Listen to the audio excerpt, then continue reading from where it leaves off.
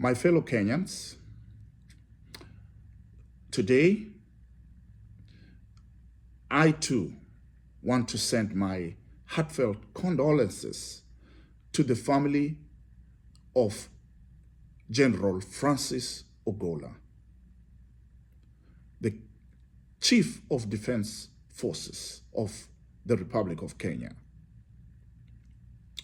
He died tragically last Thursday in a helicopter crash in the North Rift, in an area in Elgeyo Marakwet. The plane crash, the helicopter crash, also took the lives of 8 other people. And there were 2 survivors, thank God. So, to all Kenyans in Kenya and in the diaspora, I want to share my sympathies and just a word of encouragement that life must go on peacefully. And having done that, I want to say that I wanted to speak earlier, but out of respect, I decided to wait until the general was buried. And coincidentally, the general wished that he is buried within 72 hours. And the president also coincidentally ordered that the nation mourns for 3 days. And therefore, as we've come to the end of these 3 days, I've decided I too need to share my thoughts. And these are my opinions. These are nobody's opinion. Nobody has sent me to speak here. These are just my opinions. And what I'm going to say, some may not like it, and some may like it, and some will be indifferent.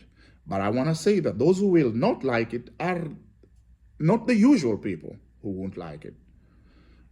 Those who won't like it are not the usual people who won't like what I would typically say. And so I'm just preparing you because I'm going to be very, very honest. Let's be very honest with one another today. Okay? So having said that, I will go straight to the point. Was the general assassinated? In my opinion, yes. The general was assassinated.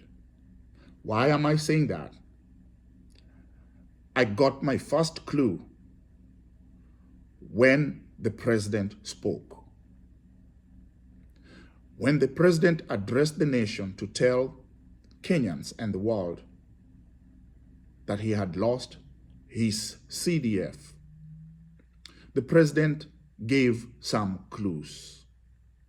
The first clue that the president gave was that the general had been allocated some tasks which are not related to his job.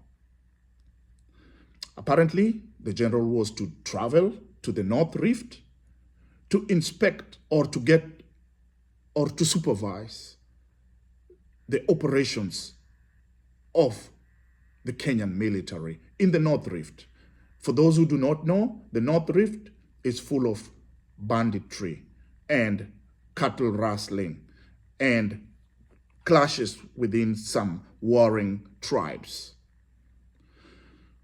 So Kenya as a nation is a country of peace and has been trying to establish peace in that area. And that is what the general had gone to inspect. But in addition to that, the president stated that the general was to go from this school to that school, to this school, to this school, to inspect development.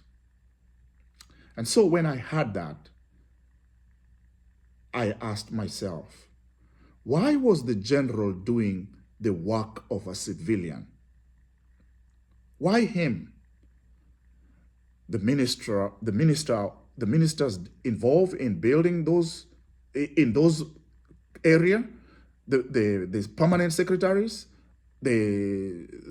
whatever you you call it. The general's work is not to inspect development. The general work is not to go to schools to do this, that, and that with the helicopter, taking off from here, landing here, taking off from here, landing here, taking off from here, landing here. That to me was a clue. Then came the second clue.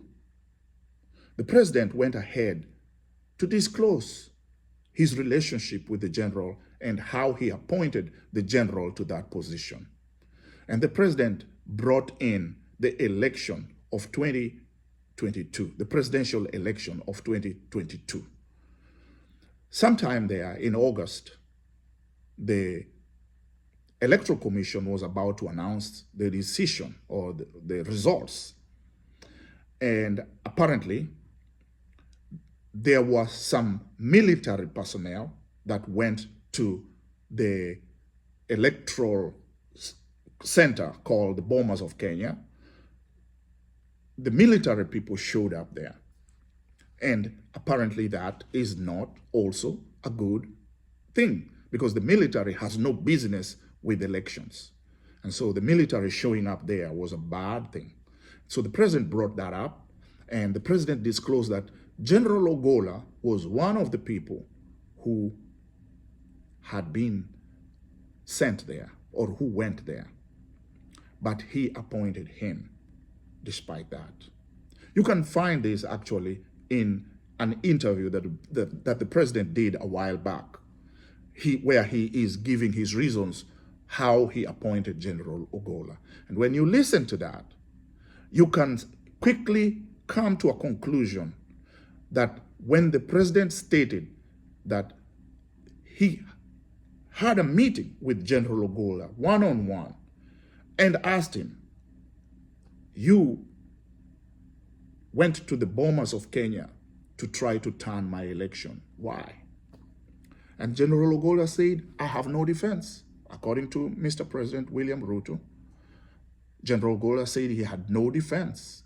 And then he said, General Ogolla requested, you can do with me whatever you want. You can court-martial me, you can give me early retirement, or you can forgive me. And the president did not categorically say he forgave General Ogolla. Let's note that. The president did not say he forgave General Ogolla, but he did appoint him to the position of the Chief of Defense Forces, despite a lot of people in the government advising him not to. That was the second clue. The third clue is going to be historic, and we're going to go back to when the election of 2022 had ended, and indeed there was disputes here and there, and General Ogolla went to the Bomas of Kenya. The president has a buddy. His name is Sudi. Oscar Sudi is the president's buddy. And Oscar Sudi is on record talking about General Ogolla's indiscipline at that time. It is said that when Oscar Sudi is speaking, it is President Ruto who is speaking. So I'm not going to show these videos because they're there. You've watched them over and over. Let me save time here and continue my opinion. Sudi, in that video, told the whole country how General Ogolla demonstrated bad discipline. That is a motive to get rid of General Ogolla.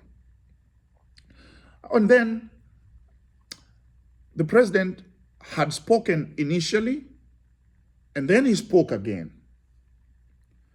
And when he spoke the second time, he added a little more to his story about the appointment of General Ogolla. And when he added some more, in the burial or in the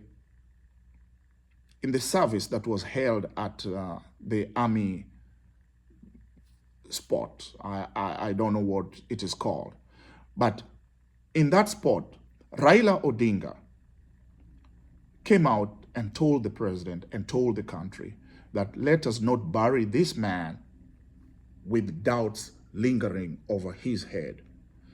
Raila Odinga said that General Ogolla was a very disciplined person who would never go to Bomas to do such a thing.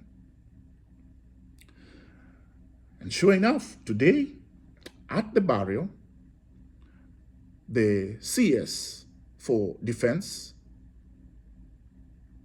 Mr. Duale, came out and stated more how it transpired. General Ogolla met with him first and shared with him texts of where he got those instructions. And according to CS Aden Duale, General Ogolla did not go to the Bomas of Kenya because of his will. He received those orders from someone. He was the deputy CDF, which means he was reporting to the CDF, and the CDF gets his orders from the president. Aden Duale does not say who General Ogolla was communicating with, but we can read. He was Aden Duale stated that General Ogolla does not sit in the Security Council. Therefore, somebody asked him to go and represent a senior person there. We don't know who those are, but then General Aden Duale stated that those people who asked General Ogolla to go were actually present in the service that was being held for General Ogolla's burial. Okay? So, in this disclosure, it was clear that there were people who are not happy with the going-ons at the Bomas of Kenya, and they gave the orders. General Ogolla states that he did not know. He asked them, what am I doing here? And apparently he was never told. Now, again, Aden Duale did not disclose whether General Ogolla received orders to leave, okay? Or whether General Ogolla left on his own volition. But it is probably good to assume that whoever gave the orders for him to go must have given the orders for him to leave. Right. So, with that clue as that was, comes the last clue. The president's involvement and in wanting to come forth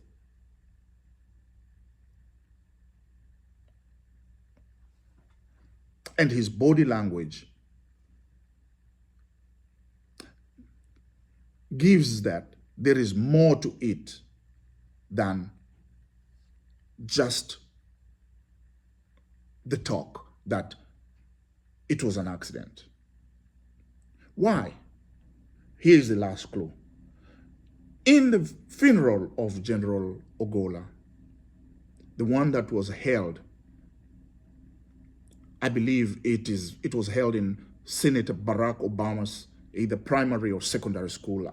Forgive me, I don't know which one is which one.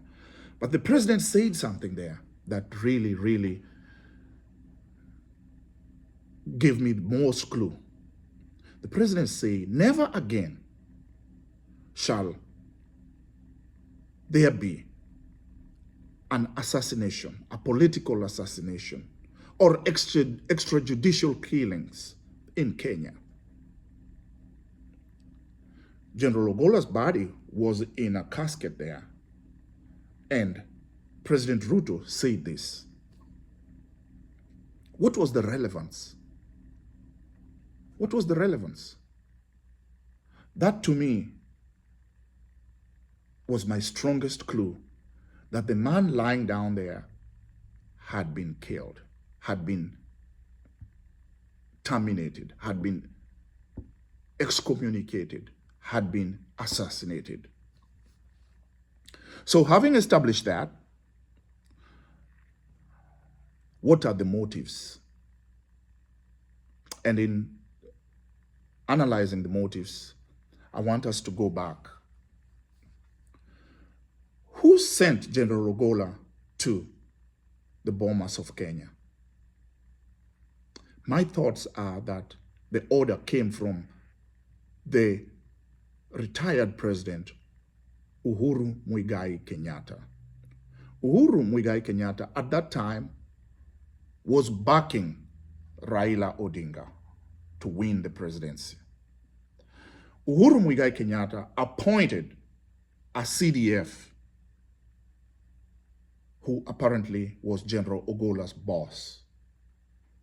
Why that CDF could not go to the Bomas of Kenya and he delegated that role to General Ogolla begs the question, was the order from Uhuru Kenyatta good? Now, let me revisit one thing. When the president gave an interview, I think it was on either NTV or Citizen News, when he was being asked how he came to the appointment of General Ogolla, and he was giving this story how him and General Ogolla came to that discussion, that General Ogolla convinced him, and that General Ogolla asked for 3 choices: court-martial, retirement, and forgiveness.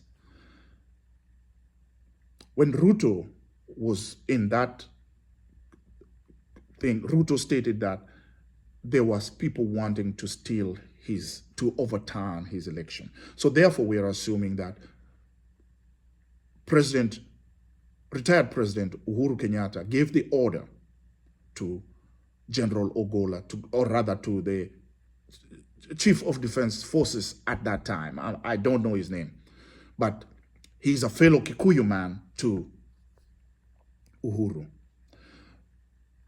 That person did not obey Uhuru's orders.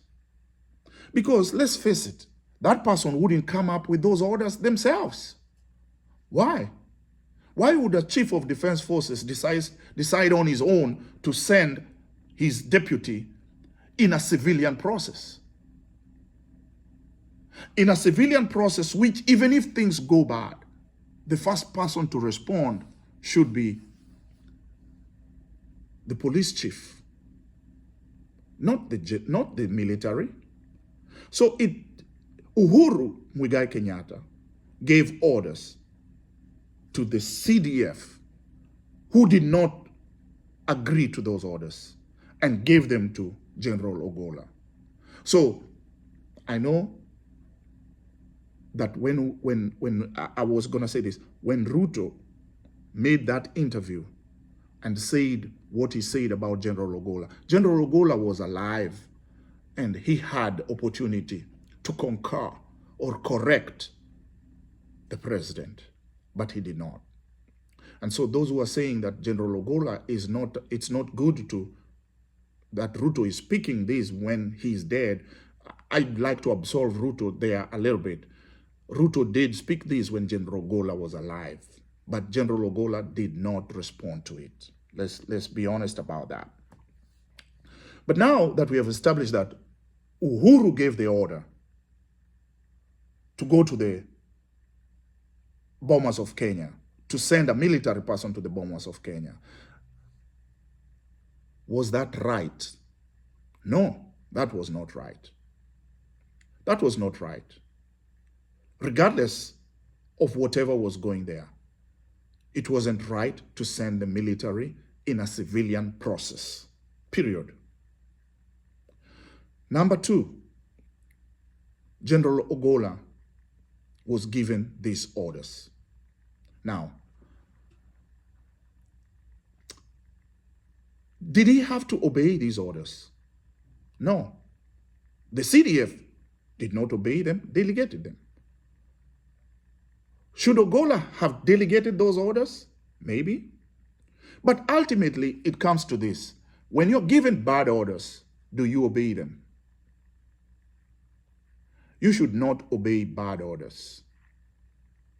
If you obey bad orders, you're just as guilty as the person who gave them. And we have seen in the accusations or trials, like places like The Hague, junior officers say where they got the order, and they follow who gave those orders. And the person who gave those orders, they go all the way to the top. Where does the buck stop? That's where they go. But that does not absolve the junior officers. If they followed bad orders, they're just as guilty. So, a bad order was given. Do you have to obey bad orders? Let's give an example. We are civilians. Should a nurse obey an order from a doctor to give a lethal injection to a patient if she knows it's going to be lethal? What are her obligations? She can refuse. Even if it's going to cost her her job, she can refuse. Okay? An army person who is given bad orders, is obligated to resign or even face court-martial for refusing to follow bad orders. And they will be more heroic in refusing bad orders. So I am saying, what was the business General Ogolla was doing in Bomas? He asked that question, meaning he knew it was not right for him to be there, but he went. That is my only caveat about General Ogolla. Why did he go to Bomas? I don't care whether you say I'm a Raila deserter or whatever. It was not right for the military to go to the Bomas of Kenya, period. But that is, to me, a motive, because the military is very disciplined.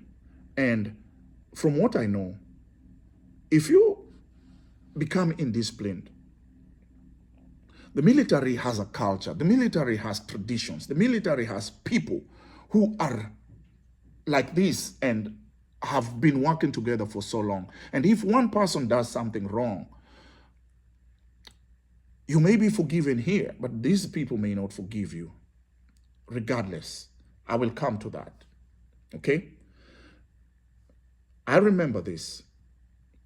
In 1982, there was a coup in Kenya.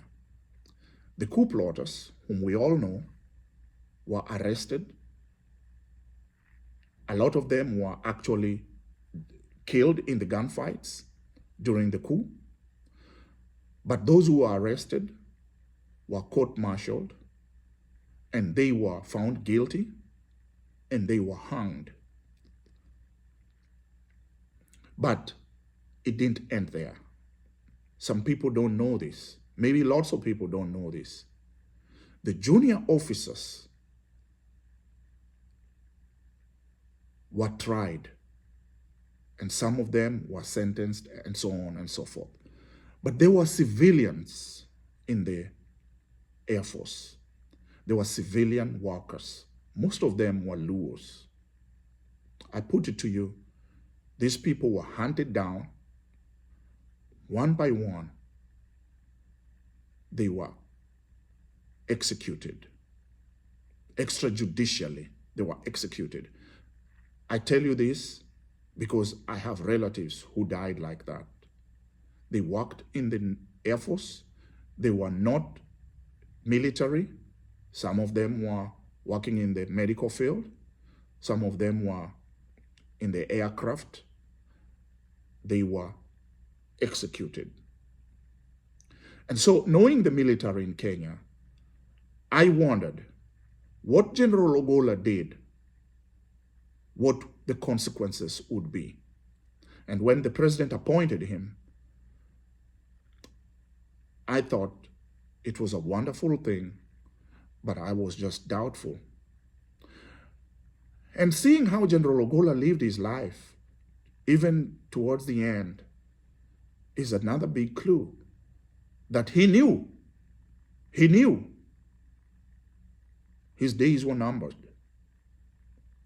He became very religious, and the sermon that he gave, everyone is agreeing that it was like a premonition to his death. Even the presidents asked, why was the general talking like this?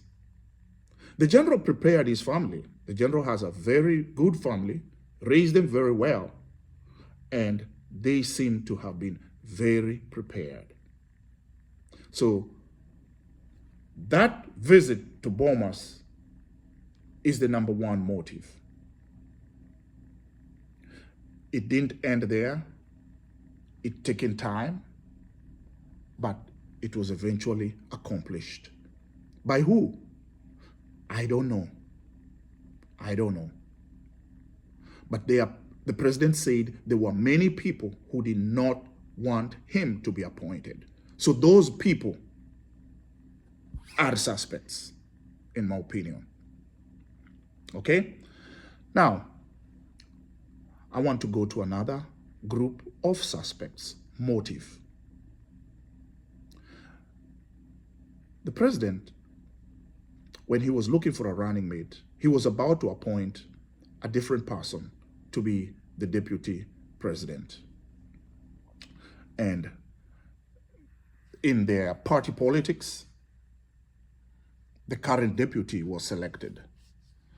The president swore during campaigns that he would never treat his deputy the way he was treated. There was a feud between the president and his deputy. The president then was Uhuru Kenyatta, and Mr. William Ruto was the deputy president. And their feud, they fell apart. Why they fell apart? We will come to that. But that feud caused the president to have a very rough deputy presidency, the deputy president to have a rough deputy presidency. The president made friends even with the current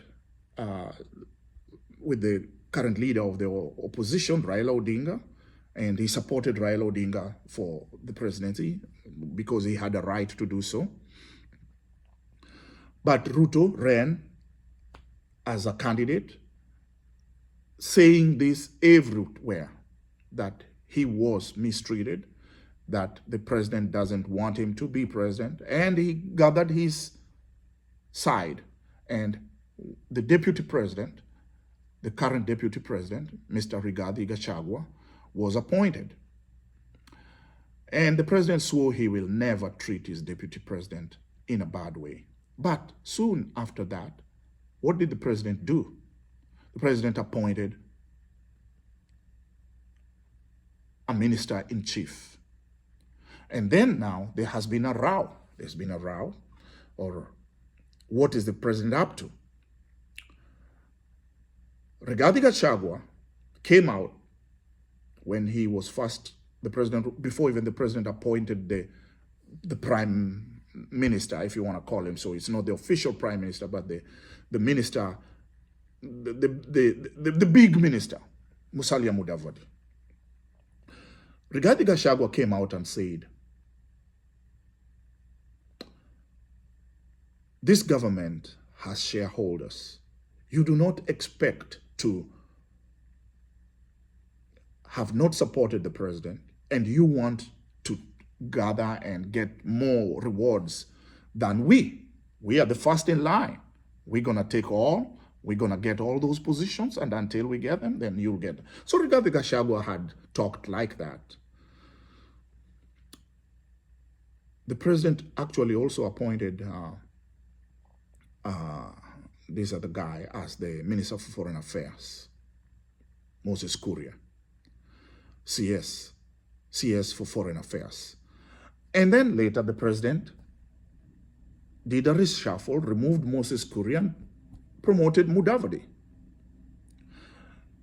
It seems the president has been making Mudavadi look more valuable in his presidency than Rigathi Gachagua. Rigathi Gachagua has been left battling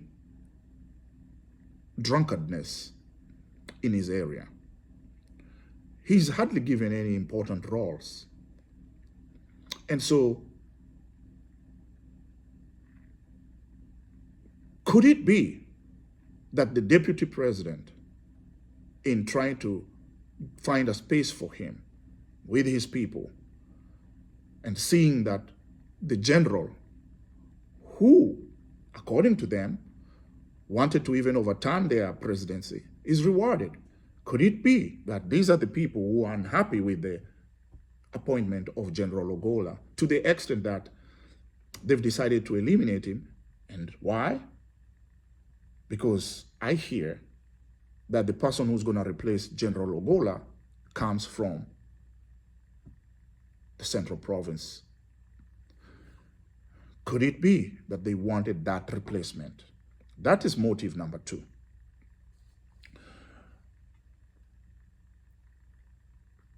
My last motive is a surprise. I'm going to be very honest and I'm going to be very fair. Let's revisit Bomas of Kenya. Who gave the orders for General Ogolla to go to Bomas of Kenya? Let's assume it was former President Uhuru Kenyatta. Why? Because he wanted Raila to win. He either wanted General Ogolla to go and guard Raila's win, or let's be honest, maybe he wanted General Ogolla to prevent Ruto from winning by scaring the chairman of the Electoral Commission. So if that was their motive, obviously it's wrong and it failed. Or did it really fail? Was Uhuru's orders ignored? Were his orders ignored? How can Raila lose an election backed by the former president who had the deep state, so to speak, on their side? How could they lose? We've been asking here all along. How could Uhuru allow Raila to lose? And you can go deeper. Did Uhuru really back Raila? The answer is, to me, that he did. And he was powerless, or his orders were just not obeyed. After that, how has Uhuru's relationship with Ruto been? Not good. Is it possible that Uhuru was not happy with the appointment of a general who defied his orders? Is it possible that Ruto actually appointed General Ogolla not because he forgave him, but because he wanted to spite Uhuru? This is the guy you sent to overturn, but he didn't overturn. He turned against you, and I'm rewarding him. So, where does that leave Uhuru? Bitter. Could it be that it is Uhuru's people who are bitter that the general did not do as he was instructed? That's a motive. And so, to end this, I want to say this. In my biggest opinion of this all, is that we've had assassinations in Kenya. From the days of Agwing Skodek, Piuga Mapinto, Tom Mboya, J.M. Kariuki, Odhiambo Mbai. There was this other student, I'm forgetting his name, but forgive me. Odhiambo Mbai, Msando. There are many political assassinations that have happened in Kenya. None has ever been solved. None. To this day, we don't know. We don't know for a fact. Why? Because those commissions do their job, but they don't finish, or their true work is not shared. Why those assassinations? Because of bad politics. Bad politics. Ruto and Uhuru have had bad politics since 2007. Raila was running against Kibaki, but Ruto and Uhuru fought viciously. It landed them in The Hague. They became friends and ran together. And when they ran together, they became president and deputy president.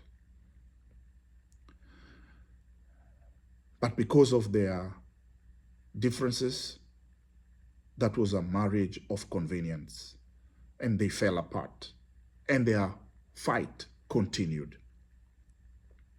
The fight continued despite everything. People said Uhuru supporting Raila was a long con. It may not have been a con, but was it honest? You can judge. He supported Raila, but did he actually give Raila all the state backing that Raila deserved? No. Ruto was his deputy, and Ruto did his homework and got the state on his side. And Uhuru's fight with Ruto continued after the election that was declared valid by the court, by the Supreme Court of Kenya. Yeah? Ruto became president. Over time, there were protests, even as late as last year. Or was it? Yeah, last year, I believe. There were protests. And you can tell that the relationship between the former president and the current president lingers on. It's not good. It's not good. And in my opinion, to conclude this long tip, is that the feud between Uhuru and Ruto has costed the life of General Francis Ogolla CDF. Period. What is the lesson? The lesson is that this politics, this feud, is not good for the country. Also, forming these committees that you bring together and to address certain things, but you don't talk about the core problems of the country, is not good. All this that Ruto has said and Duale has said that's coming out in snippets should have come out if there was just honest discussion or inquiry that brings out everything, and let the public know through an inquiry, not through snippets of this person throwing this and this person throwing that. It's not good for Kenya. And then Ruto coming up and saying, this is the last. Well, he didn't stop this one. Biwott shot Ouko in the head. And others have been killed too, in the watch of other presidents. What makes this special that this is the last? Assassinations follow feuds, sparring. What are you sparring about? You're Kenyans. It's an election. You can win but you don't take it all. You don't harass others. You don't misuse power. Okay? That's what the new constitution is all about. And that's what reconciliation is all about. And that is what true forgiveness is all about. To prevent further future assassinations, solve these problems. Solve the feuds. They have now consumed a very good general, and they could consume other people as well, not just in forms of political assassination, but people will not be their best with this type of politics or feuds. Thank you.